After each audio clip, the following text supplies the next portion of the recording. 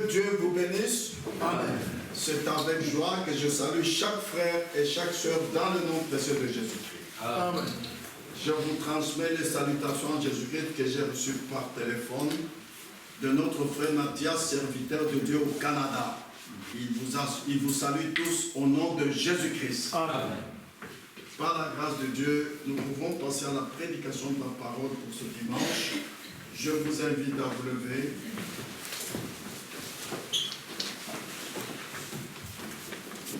Nous lirons dans Exode, chapitre 12.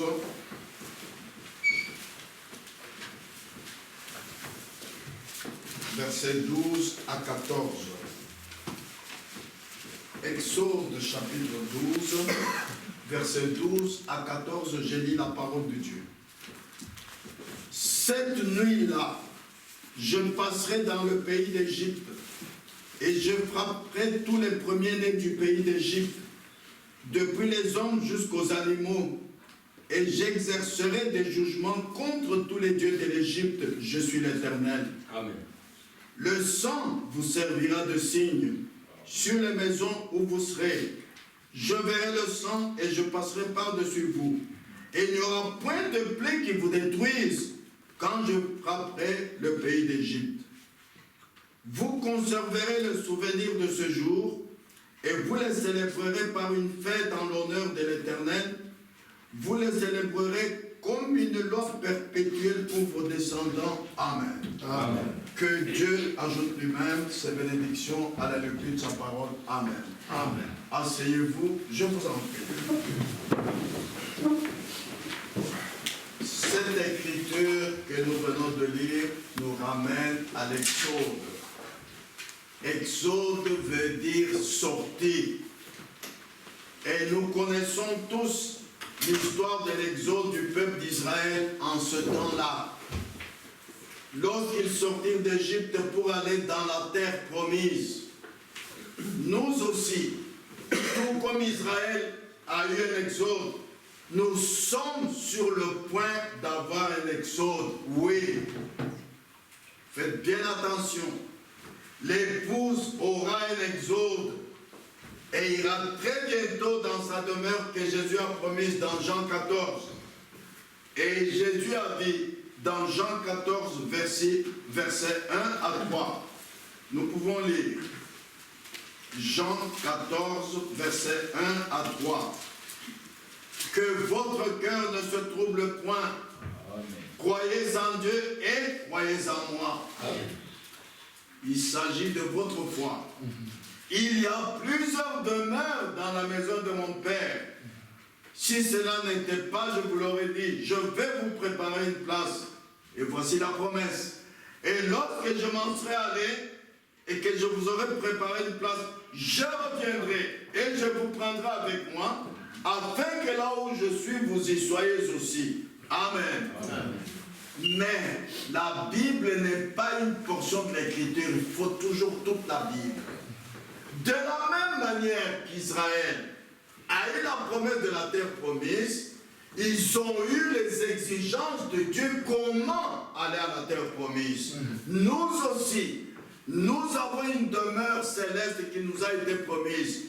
Mais au temps d'y aller, il y a les exigences de Dieu que nous devons remplir. Absolument. Notre sujet aujourd'hui, c'est le signe, la preuve. Dans ce sujet, le signe, la preuve, l'exigence de Dieu pour Israël, c'était le sang d'un agneau sans défaut immolé. Et cela devait servir de signe. Dieu avait dit à Moïse, en effet, dans Exode 12, verset 7, je lis, « On prendra de son sang et on en mettra sur les deux poteaux et sur le linteau de la porte des maisons où on le mangera. » Versets 12 et 13, toujours Exode 12, versets 12 et 13. « Cette nuit-là, je passerai dans le pays d'Égypte et je frapperai tous les pays d'Égypte et je frapperai tous les premiers-nés du pays d'Égypte depuis les hommes jusqu'aux animaux, et j'exercerai des jugements contre tous les dieux de l'Égypte, je suis l'Éternel. Le sang vous servira de signe sur les maisons où vous serez. Je verrai le sang et je passerai par-dessus vous, et il n'y aura point de plaie qui vous détruise quand je frapperai le pays d'Égypte. Amen. Amen. Le sang devait servir de signe pour les enfants d'Israël lorsqu'ils devaient aller en Exode. Et le signe était la preuve que l'exigence requise par Dieu avait été respectée et accomplie. Auparavant, Dieu avait fait de grands signes et des prodiges en Égypte. Dieu montra sa bonté envers Pharaon et tout le peuple de Pharaon. Il leur envoyait un prophète. Chaque fois que Dieu envoie un prophète est un signe que Dieu envoie. Nous avons eu un prophète dans ce dernier temps de la fin. Les gens, leur attention n'a pas été attirée, mais c'est un signe de Dieu. Dieu leur montra la colonne de feu. Il leur fit apparaître des mouches, des grenouilles, et l'eau qui changea en sang. Mais malgré tout cela, ils ne se repentirent pas. Malgré tout cela, ils ne voulurent pas revenir à Dieu. Ils ignorèrent tous les signes de Dieu. Ils ignorèrent son prophète. Ils ignorèrent le message qui leur avait été donné dans ce temps-là. Ils voulurent leur propre voix. Ah, frères et sœurs, cela est valable pour nous aussi.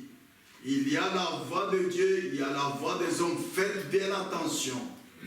Quand vous dites « je crois le message du temps de la fin », il faut le signe visible. Et il faut suivre la voie que Dieu a exigée. Il ne faut pas continuer à suivre la voie des hommes. Non, non, non, non. Là, vous faites ce que Pharaon a fait avec son peuple. Alors Dieu avait dit, c'est assez. Je vais maintenant faire une séparation entre ceux qui croient et ceux qui ne croient pas. Souvent, les gens qui disent « je crois » n'ont pas la preuve qu'ils croient. Écoutez bien aujourd'hui le sujet que nous recherchons dans la Bible pour en avoir la compréhension exacte. Dieu exige toujours une preuve. Preuve, oui. Dieu exigeait un signe comme preuve.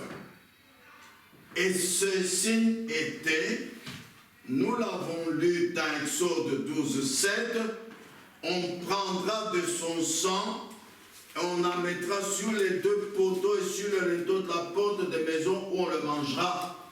Alors vous comprenez bien que quand le sang est mis sur la porte, c'est visible.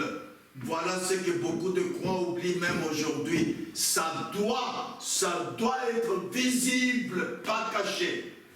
Je reviendrai dessus jusqu'à la fin de cette prédication. Ça doit être visible. Amen. Amen. Le sang appliqué sur le rideau de la porte, démontrant qu'un agneau innocent a été immolé. Alors ensuite Dieu a dit, en Exode 12, verset 14, vous conserverez le souvenir de ce jour et vous le célébrerez par une fête en l'honneur de l'Éternel. Vous le célébrerez comme une loi perpétuelle pour vos descendants. Alléluia. Ceci nous donne 3 instructions à retenir, frères et sœurs. La première instruction, Dieu a dit, vous le célébrerez comme une loi perpétuelle pour vos descendants. En effet, c'est de la même manière que Dieu lui-même a fait au jardin d'Éden, après qu'Ève fut séduite et pécha, Dieu avait immolé le substitut du sacrifice innocent. Et cela ne doit pas changer. Alléluia. Nous lisons cela dans Genèse 3, versets 13 à 15. Regardez ce que Dieu avait fait au commencement et qui doit rester jusqu'à la fin. Genèse 3, versets 13 à 15. Je lis. L'Éternel Dieu dit à la femme, « Pourquoi as-tu fait cela ?» La femme répondit, « Le serpent m'a séduite et j'en ai mangé. » Vous voyez un bon exemple de quelqu'un qui a péché, mais qui reste sur la voie de Dieu. Vous devez reconnaître en toute sincérité le mal que vous avez fait. Parce qu'il est écrit, maudit quoi, quiconque appelle mal bien et bien mal. Si vous transgressez la parole, que vous dites ce n'est rien, vous devenez pire. Amen. La femme a dit ce qui lui est arrivé. Le serpent m'a séduite et j'en ai mangé. L'Éternel Dieu dit au serpent, puisque tu as fait cela, tu seras maudit entre tout le bétail et entre tous les animaux des champs. Tu marcheras sur ton ventre et tu mangeras de la poussière tous les jours de ta vie. Maintenant écoutez, je mettrai une inimitié entre toi et la femme, entre ta postérité et sa postérité. Celle-ci t'écrasera la tête et tu lui blesseras le salon. Voilà ce que Dieu lui-même avait fait par amour pour l'homme, pour le sauver, quand le péché est entré parmi la race humaine par Ève. Et cela ne doit pas changer. Voyez comment Dieu, deuxièmement, voyez maintenant comment Dieu a fait pour sortir Abraham d'Ur en Chaldée, pour lui donner en possession le pays. Comment Dieu a-t-il donné le pays à Abraham? C'est écrit en Genèse 15, versets 6 à 8. Genèse, chapitre 15, versets 6 à 8. Abraham eut confiance en l'Éternel qui le lui imputa à justice. L'Éternel lui dit encore, je suis l'Éternel qui t'ai fait sortir d'Ur en Chaldée pour te donner en possession ce pays. Abraham répondit, Seigneur éternel, à quoi connaîtrai-je que je le posséderai? Israël a eu la promesse de la terre promise. Nous avons la promesse de notre demeure. Quelle bonne question notre père Abraham pose là-bas à Dieu. En quoi connaîtrai-je que je posséderai le pays que tu m'as promis? Quelle bonne question, frères et sœurs. Comment Dieu a-t-il donné le pays à Abraham? Si nous le savons, vous verrez que c'est ce qui s'est passé avec les enfants d'Israël. Et vous verrez que c'est ce qui doit se passer avec nous pour aller dans notre demeure céleste qui nous est promise. Amen. Amen. L'Éternel a donné le pays à Abraham. Et c'est de la même manière qu'il a fait pour donner le pays promis à Israël, la terre promise à Israël. Abraham en était informé. Oui, nous lisons cela dans Genèse 15, versets 13 à 16. Dieu a dit à Abraham, l'Éternel dit à Abraham, sache que tes descendants seront étrangers dans un pays qui ne sera point à eux. Ils y seront servis et on les opprimera pendant 400 ans. Mais je jugerai la nation à laquelle ils seront asservis et ils sortiront ensuite avec de grandes richesses. Toi, tu iras en paix vers tes pères, tu seras enterré après une heureuse vieillesse. À la 4e génération, ils reviendront ici car l'iniquité des Amoréens n'est pas encore à son comble. Amen. Vous voyez que Dieu avait parlé à Abraham pour nous informer, nous qui lirons la Bible plus tard, qu'Abraham, ce que je fais pour toi, pour te donner le pays que je te promets, c'est ce que je ferai pour tes descendants, parce qu'ils seront esclave dans un pays étranger. Mais c'est moi, c'est Dieu qui te sort du monde. Quand il dit sortez du milieu d'eux, ce n'est pas toi-même, pas la connaissance théologique, pas la connaissance de la Bible, ou par les informations que tu as reçues de quelqu'un, que tu as quitté le monde. Non, Dieu dit, c'est moi qui les sortirai par ma main puissante. Dieu connaît les siens. Amen. Amen. Ah. Mais quand maintenant Dieu a sorti les enfants d'Israël d'Égypte, il leur a donné une exigence, le signe du sang. Ah! Voilà la chose à ne pas oublier aujourd'hui. N'étant pas sortis de vous-même, étant sortis du monde, étant sortis des dénominations par la main puissante de Dieu, maintenant pour sortir et aller dans le pays promis, il y a une exigence de Dieu. Tu dois prouver que tu as mis en exécution cette exigence de Dieu. Tu as obéi à Dieu. Tu dois prouver cela. Amen. Ah, frères et sœurs. Dieu fit une alliance avec Abraham et confirma l'alliance faite avec Abraham. Ce Dieu qui a fait une alliance avec Abraham, c'est encore lui qui est venu confirmer l'alliance avec Abraham. N'oubliez pas cela, s'il vous plaît. Nous lisons cela dans Genèse 15, versets 9 à 12. L'Éternel lui dit, prends une génisse de 3 ans, une chèvre de 3 ans, un bélier de 3 ans, une tourterelle et une jeune colombe. Abraham prit tous ces animaux, les coupa par le milieu et mit chaque morceau l'un vis-à-vis de l'autre, mais il ne partagea point les oiseaux. Verset 11. Les oiseaux de proie s'abattirent sur les cadavres et Abraham les chassa. Verset 12. Au coucher du soleil, un profond sommeil tomba sur Abraham et voici une frayeur, une grande obscurité vers l'assaillir. Amen. Voyez là ce qui nous intéresse, c'est qu'Abraham fit, après que l'alliance fut confirmée par Dieu, nous l'avons lu en Genèse 15, 11. Les oiseaux de proie s'abattirent sur les cadavres et Abraham les chassa. Ça, c'est ce qui montre que toi, mon frère, toi, ma soeur, l'alliance que Dieu a faite avec toi, Dieu lui-même est venu la confirmer. Ça va se manifester dans ta vie.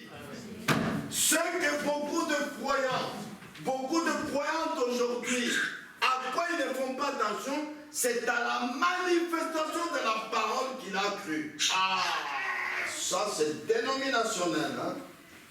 Ça, Dieu n'en veut pas. Vous devez manifester, comme Abraham, que l'alliance que Dieu a faite avec moi, Dieu lui-même est venu la confirmer. Et qu'est-ce qu'Abraham a fait? Et c'est ce qu'Israël a fait aussi.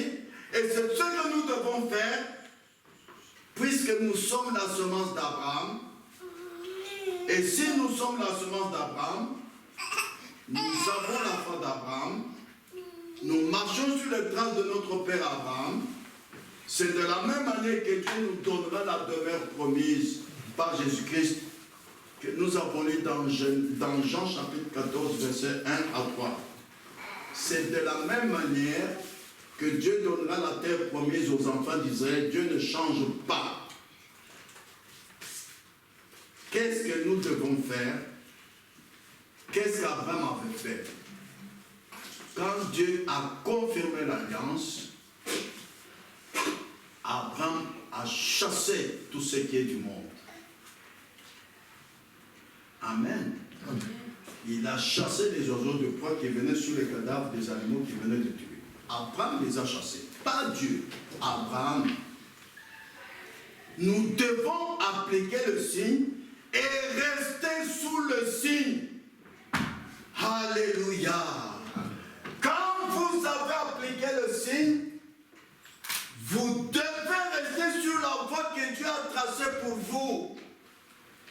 Même même s'il y a des souffrances, même s'il y a la mort, vous devez rester sur la voie que Dieu a tracée et non pas retourner sur le chemin des hommes. Non. La voie de Dieu n'est pas notre voie. Notre voie n'est pas la voie de Dieu. Dieu a dit à Abraham, en Genèse 15, verset 18, lisons cela.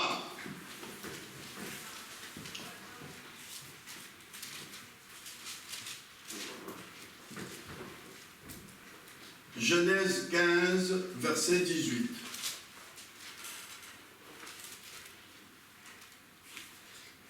En ce jour-là, l'Éternel fit alliance avec Abraham et dit, je donne ce pays à ta postérité, depuis le fleuve d'Égypte jusqu'au grand fleuve, au fleuve de d'Euphrate, ainsi de suite. Maintenant, nous avons lu dans Jean 15, verset 8, voyons exactement ce que Dieu a fait pour Abraham. Et qu'est-ce que c'est que la foi d'Abraham? Nous continuons dans Genèse 15, verset 8 à 12.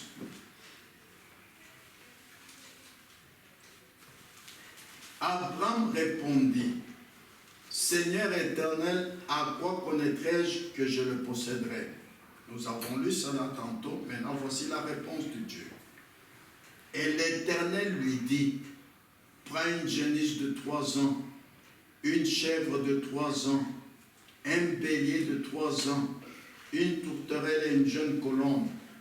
Abraham prit tous ces animaux, les coupa par le milieu, et mit chaque morceau l'un vis-à-vis de l'autre, mais il ne partagea point les oiseaux. Les oiseaux de proie s'abattirent sur les cadavres et Abraham les chassa. Au coucher du soleil, un profond sommeil tomba sur Abraham, et voici une frayeur et une grande obscurité vinrent l'assaillir. Maintenant, versets 17 et 18. Quand le soleil fut couché, il eut une obscurité profonde, et voici ce fut une fournaise fumante, et des flammes passèrent entre les animaux partagés.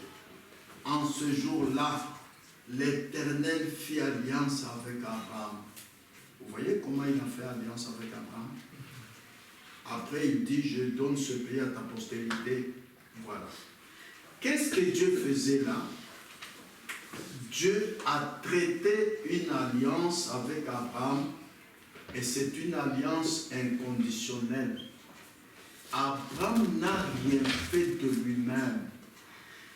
Tout ce qu'il devait faire, Dieu le lui montrait.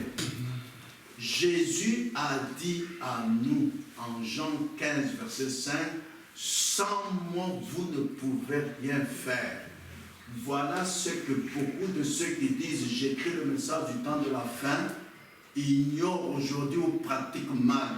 Nous ne devons rien faire dans l'assemblée ou pour servir Dieu qui vient de notre tête en engençant ensemble les versets de la Bible.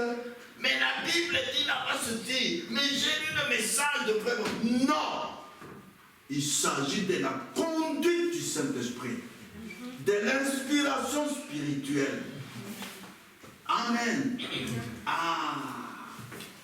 Dieu a traité une alliance inconditionnelle avec Abraham. Maintenant, une deuxième chose que nous devons savoir, frère, ce n'est donc pas par les œuvres, mais c'est par la grâce. C'est une alliance inconditionnelle. L'alliance avec Abraham, ce n'était pas Abraham, si tu fais telle chose, moi je ferai ceci. Non, ce n'est pas ça. Dieu a dit, je l'ai déjà fait, vas-y.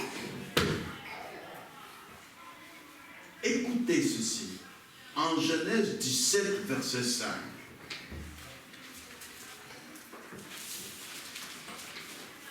On ne t'appellera plus Abraham, mais ton nom sera Abraham, car je te rends père d'une multitude de nations.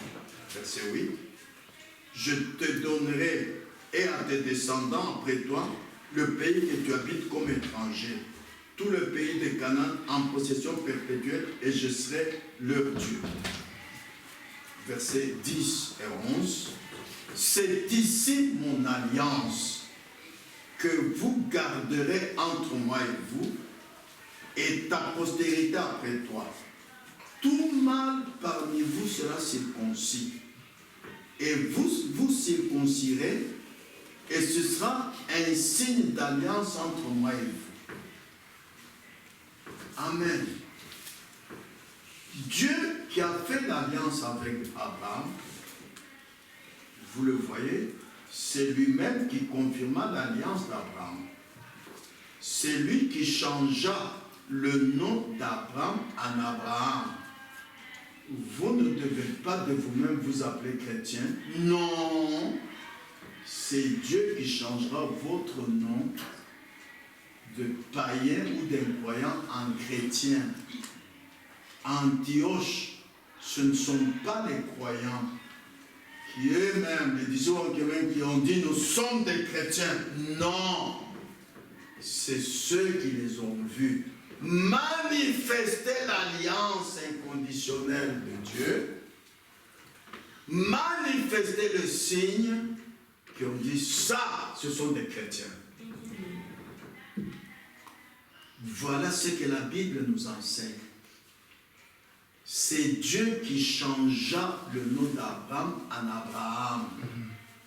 Abraham n'a jamais dit, Seigneur, change-moi de nom. Non! Ce que Dieu fait, tu ne sais pas. Son alliance est une alliance inconditionnelle. Le dessein de Dieu est que les gens vivent par la grâce et non par la loi. Mais aujourd'hui, nous devenons tellement légalistes. Nous comprenons tellement mal ceci qu'un groupe de gens dit quand vous avez la grâce, eh bien c'est fini, c'est éternel, Dieu ne l'enlève plus. Faux. La grâce peut devenir disgrâce. Dieu peut vous quitter. Mais il y a des légalistes aussi qui disent oh mais tu fumes encore.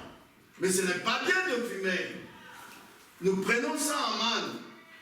Oh là là. Pourtant, ce n'est ni le fait de prendre la grâce à l'infini que Dieu a voulu nous enseigner, ni d'être légaliste. C'est l'amour qu'il faut, frère. C'est l'amour qu'il faut, ma soeur.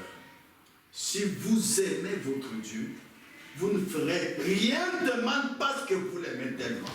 Vous qui êtes mariés, si réellement vous aimez votre épouse, vous n'allez jamais la tromper avec une autre femme, tellement vous l'aimez. Vous n'allez jamais divorcer et la quitter. Parce que Dieu dit dans la Bible, je hais la répudiation. Ce n'est pas une loi. Si vous aimez tellement votre femme, c'est la mort qui va vous séparer. Vous n'allez jamais divorcer. Et regardez dans cette ville de Bruxelles, combien de divorces il y a? Vous avez déjà compté? Il y a beaucoup de divorces. Pourquoi? Parce que ce sont des menteurs. Vous, jeunes filles qui n'êtes pas mariées, faites attention. Quand un jeune garçon vient dire « Je t'aime, je vais t'épouser », si tu regardes, tu vas lui dire « Oui, j'attends les preuves de ton amour. Je te donne 2 mois. » Et tu te tais. Mais les filles tremblent. « Oui, moi aussi je t'aime. Oui, attends chez mon papa. » Non. Suivez bien cette prédication. Dieu exige toujours des preuves. Tu ne peux pas dire, Seigneur, je t'aime.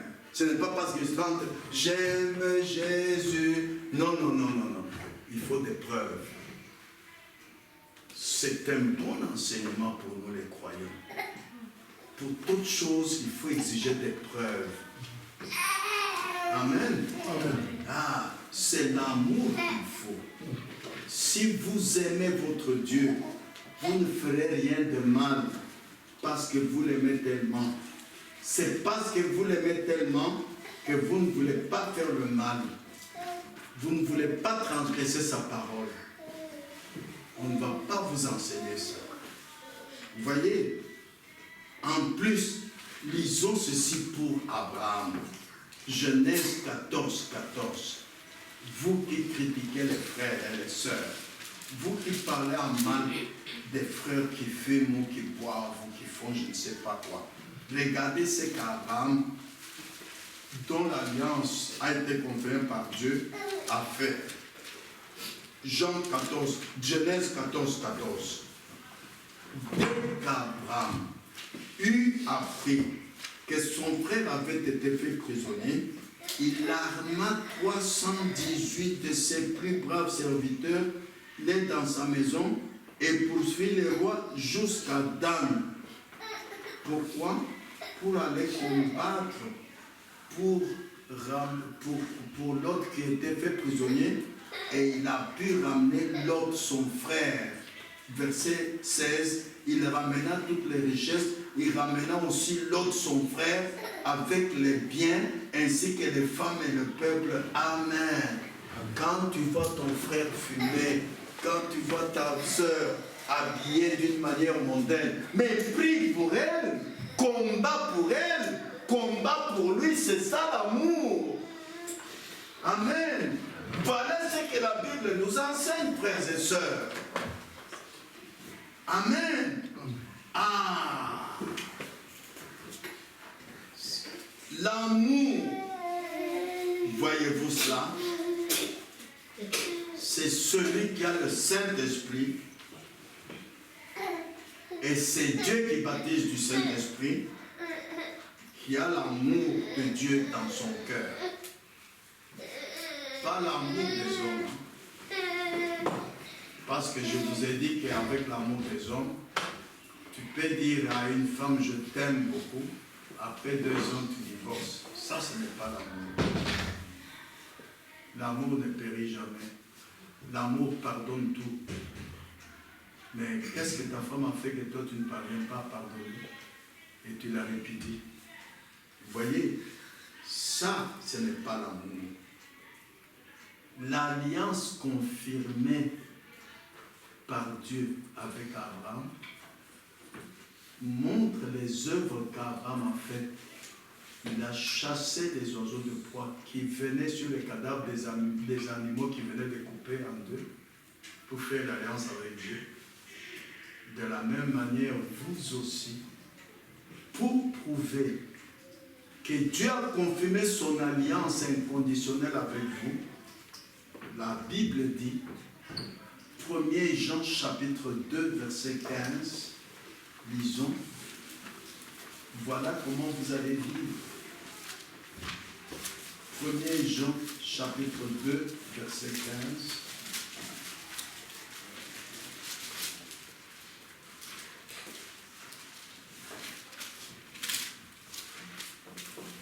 N'aimez point le monde, ni les choses qui sont dans le monde.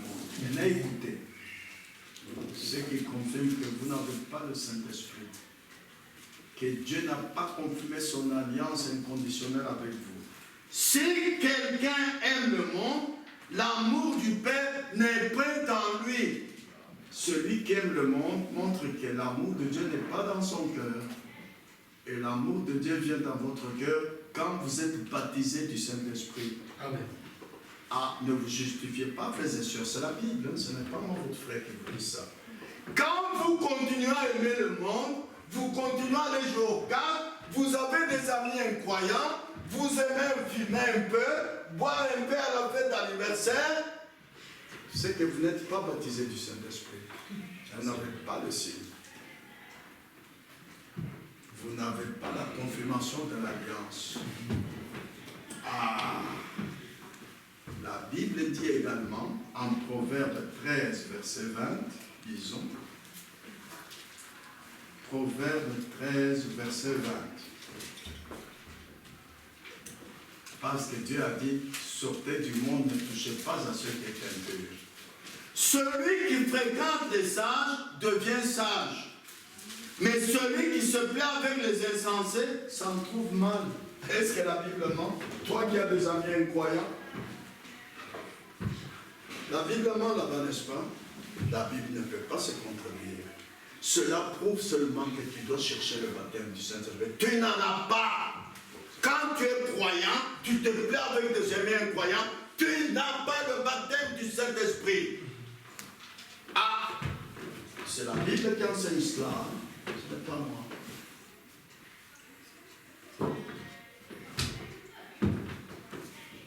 Frères et sœurs, nous regardons ce qu'Abraham a fait après que Dieu ait fait l'alliance inconditionnelle et confirmé l'alliance inconditionnelle avec lui.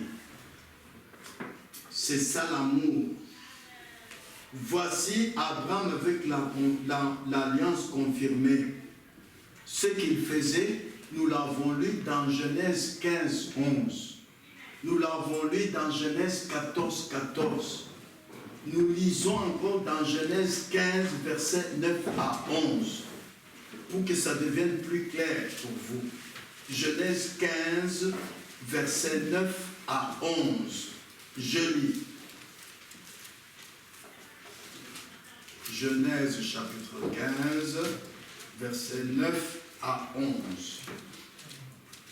L'Éternel lui dit, prends une génisse de 3 ans, une chèvre, ainsi de suite. Verset 10. Abraham prit tous ses animaux, les coupa par les milieux et mit chaque morceau l'un vis-à-vis de l'autre, mais il ne partagea point les oiseaux. Verset 11. Les oiseaux de proie s'abattirent sur les cadavres et Abraham les chassa. Quand si quelque chose de contraire à ce que Dieu a dit arrive dans ta vie, tu chasses cela. Parce qu'il a dit sortez et ne touchez pas à ce qui était pur. C'est à toi de chasser. Il y a quelque chose qui ne va pas avec ta foi, mon frère. Il y a quelque chose qui ne va pas avec ta foi. La foi, c'est mettre en pratique la parole de Dieu telle qu'elle est, sans rien y ajouter, sans rien y retrancher. C'est ce qu'Abraham a fait. Est-ce que Dieu lui avait dit de chasser les oiseaux de proie? Non.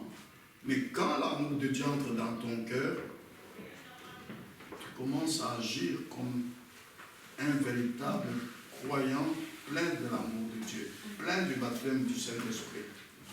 Vous voyez, si vous n'avez pas encore le Saint-Esprit, c'est que Dieu n'a pas confirmé l'alliance qu'il a faite avec vous. Vous êtes né de nouveau? Oui.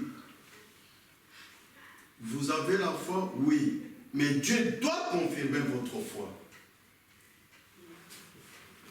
Vous êtes sanctifié? Oui. Et quand Dieu confirme votre foi, il vous sanctifie. C'est Dieu qui sanctifie. Et quand vous êtes sanctifié, vous ne devez pas dire, mais écoutez, je ne veux plus au bar, je ne cours plus derrière les filles, mais que me voulez-vous, je ne veux plus. Nous voulons que votre sanctification soit confirmée par Dieu. Alors il vous baptise du Saint-Esprit. Ce n'est pas l'Église qui te donnera le baptême du Saint-Esprit. Dans l'Église, on va t'emmener dans les eaux du baptême, te baptiser. On va te donner des prédications, on te donnera des veillées de prière, mais jamais l'Église ne te donnera le baptême du Saint-Esprit. Non, c'est Dieu lui-même.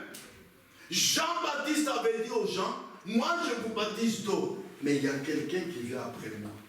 Je ne suis pas digne de délier les lacets de chaussures. C'est lui qui vous baptise du Saint-Esprit et de feu.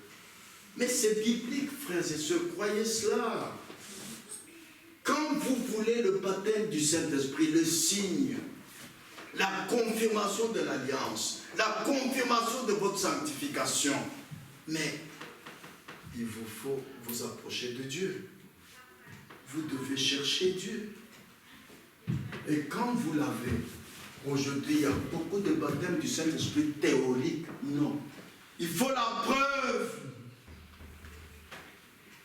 Comment est-ce que vous pouvez être baptisé du Saint-Esprit? Jamais vous me dites, j'ai un témoignage, Dieu m'a dit. C'est... Moi, j'ai à peu près 45 ans dans le message.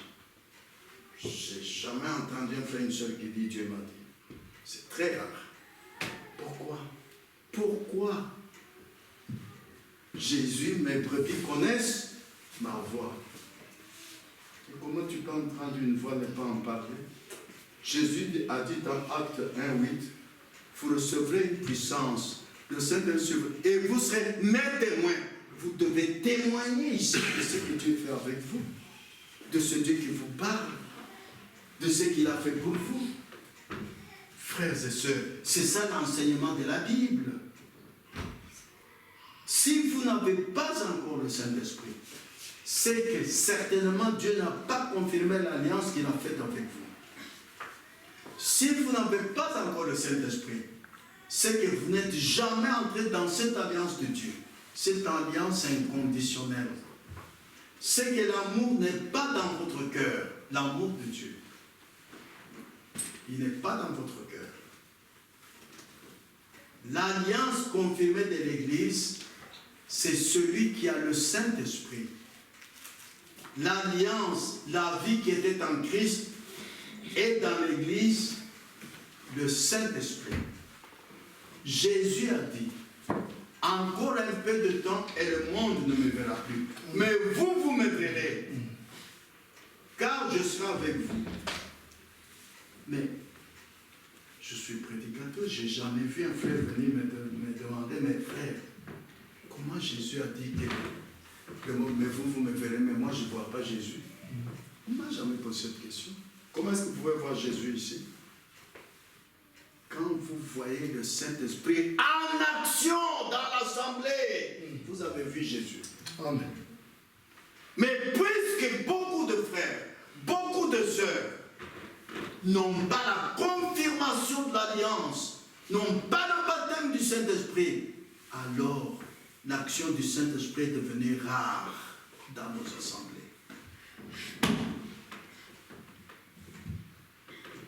Amen. Vous me verrez, car je serai avec vous, et même en vous. Comment est-ce que vous saurez que Jésus est en vous? L'amour de Dieu sera en vous. Si vous vous mariez, vous n'allez pas divorcer. Et de deux, nous verrons les fruits de l'esprit. Nous verrons l'opération des dons spirituels. Nous verrons la puissance du Saint-Esprit selon Actes 1. Jésus a dit, les œuvres que je fais, vous le ferez aussi. Frères et sœurs, nous sommes la semence d'Abraham. Nous sommes la postérité d'Abraham. Et nous avons la foi d'Abraham. Si nous sommes les enfants d'Abraham, la postérité d'Abraham, alors nous acceptons chaque promesse que Dieu a faite. Peu importe combien elle paraît ridicule. Amen. Si vous dites à un homme de science, d'ici peu nous allons monter, il dit, mais tu es fou, tu ne peux pas monter. Nous faisons monter les fusées. Mais toi, comment est-ce que tu vas monter? C'est contre comment dirais-je, c'est contre la science humaine. C'est ridicule. Mais nous allons monter. Moi, je le crois du fond de mon cœur. Amen. Parce que Dieu l'a promis. Amen. Tout ce que Dieu a promis, peu importe combien c'est ridicule, peu importe combien c'est impossible. Vous savez que Dieu nous a donné la domination sur toute la créature. Amen. Je vous l'ai lu la fois passée. Alors, comment est-ce que je peux avoir peur d'un serpent? Moi, j'ai déjà eu dans mon cœur le même sentiment que David. Si j'allais en brousse, je vois un lion, je dirais, lion, au nom de Jésus-Christ, arrête-toi! Je suis sûr qu'il va s'arrêter. Parce que je crois en la promesse de Dieu. Amen. Mais puisque vous n'avez pas la foi, quand Dieu a dit, voici les miracles qui accomplissent en mon nom, ils chasseront les démons. Ils imposeront les mains aux malades, les malades seront guéris. Quand vous venez ici, même avec le cancer, nous prions pour vous, nous vous imposons les mains. Le cancer doit partir. Si tu as la foi, ça dépend de tes agissements. Si tu as la foi, si le cancer ne part pas, tu n'as pas la foi. C'est ta manière d'agir dont cela dépend. Dieu n'a jamais menti dans ses promesses. Non. Les promesses de Dieu sont infaillibles. Si cela ne s'accomplit pas, regarde comment tu t'approches de Dieu pour croire sa promesse. C'est ça le problème, frères et sœurs. Si Dieu l'a dit, nous le croyons de toutes les façons. Et nous disons, la promesse est mienne, je crois cela. Si seulement vous pouvez adopter une bonne attitude mentale, comme quoi c'est Dieu qui l'a écrit, Dieu l'a dit, la promesse est mienne, je crois cela. Observez comment elle va s'accomplir. Elle doit s'accomplir. Si la promesse ne s'accomplit pas, c'est vous qui n'êtes pas en ordre avec la parole de Dieu. Regardez la femme qui perdait le sang. Lisez bien la Bible. Dans quelle église, quel prédicateur lui a dit, si tu touches les vêtements de cet homme Jésus, la perte de sang va t'arrêter. Nulle part on lui a dit ça. Mais ça fait que la parole de Dieu dit, tout est possible à celui qui croit. Tout. Si tu pars devant un fleuve et que tu crois que tu peux marcher sur les eaux, tu vas marcher sur les eaux. Toi, tu ne dois pas attendre qu'on te dise ça. C'est ta foi. La foi, c'est le don de Dieu. La foi, c'est une expérience personnelle avec Dieu. La foi, c'est une révélation de Dieu. Tu ne dois pas attendre qu'on te dise ça. Ça, c'est dénominationnel. D'attendre ce que l'on dit. Non. Non. La foi vient du cœur. C'est le don de Dieu. C'est une révélation. C'est le sixième sens. Voilà pourquoi aujourd'hui, nous ne voyons pas beaucoup d'exploits de foi. Parce que les gens sont devenus intellectuels, théologiens, des joigneurs d'église. Moi, je suis dans une bonne église.